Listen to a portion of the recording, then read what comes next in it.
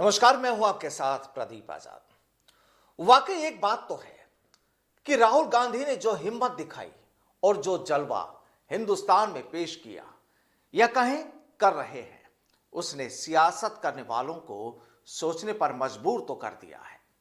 नेताओं का यह सोच कि ये सियासत तो होती है, की भी जाती है, लेकिन कुछ इस तरह से शायद ये नहीं सोचा होगा। हजारों किलोमीटर का पैदल सफर, और जब चलना शुरू हुआ तो कारवां भी बढ़ता चलता गया।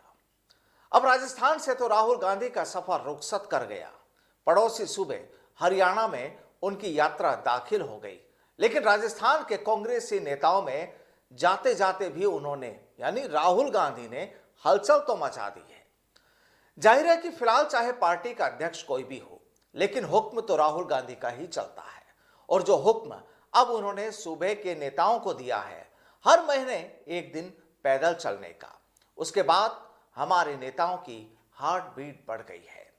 कई नेताओं के पांव में अभी सूजन है, क्योंकि वो राहुल गांधी के साथ पैदल चले, पैदल और पैदल चलना हमारे हुक्मरानों की आदत में शायद शुमार नहीं है, कुछ एक को छोड़कर।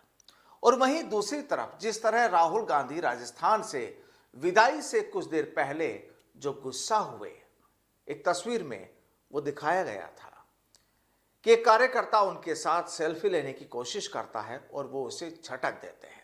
और जिस तरह से उन्होंने सियासत करने वाले नेताओं को कह डाला कि कम से कम पब्लिक के बीच तो जाया करो, नहीं तो लोग तुम्हें भूल जाएंगे। और उसके बाद तो नेताओं की पेशानी पर पसीना भी आ गया।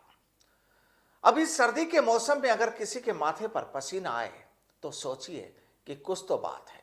बहरहाल जाते जाते राहुल गांधी एक और तस्वीर राजस्थान में छोड़ गए। अशोक गहलोत और सचिन पायलट से गले मिलने वाली तस्वीर काफी चर्चाओं में है वो तस्वीर। और अब इन तस्वीरों के कई अलग अलग मायने सियासी हलकों में निकाले जाने लगे हैं। लेकिन जो भी हो, जब राहुल गांधी की यात्रा राजस्थान में दाखिल होने वाली थी, उसी वक्त राजस्थान में कांग्रेस नेताओं को यह ताकीद कर दिया गया था कि गहलोत वर्सेस पायलट की कहानी पर कोई बयानबाजी नहीं होनी चाहिए, कोई टीका टिप्पणी नहीं होनी चाहिए।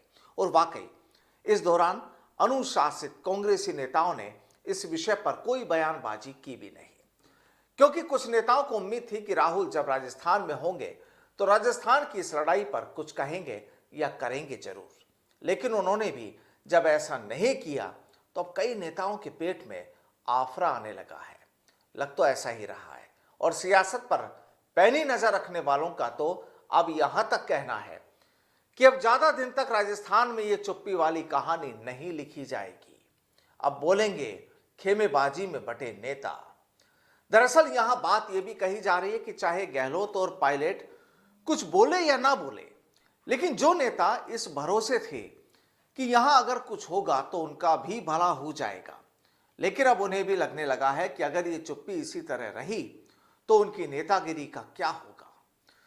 तो असल परेशानी तो उन नेताओं को है जो उम्मीद से भरे थे, लबालब थे। तो अब कहा यही जा रहा है कि या तो सूबे में कुछ बदलाव हो और कार्यकर्ताओं को उनका सम्मान मिले, नहीं तो फिर वही घोड़े और वही मैदान नजर आने वाला है।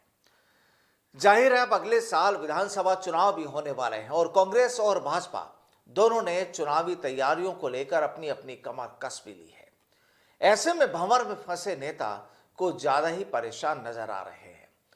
खैर, कहानी यही कि अगर वक्त रहते राजस्थान में कुछ बदलाव नहीं होता है तो वो तस्वीर भी बेमानी ही साबित होगी, जो पिछले कुछ दिनों से चर्चाओं में है। नमस्कार।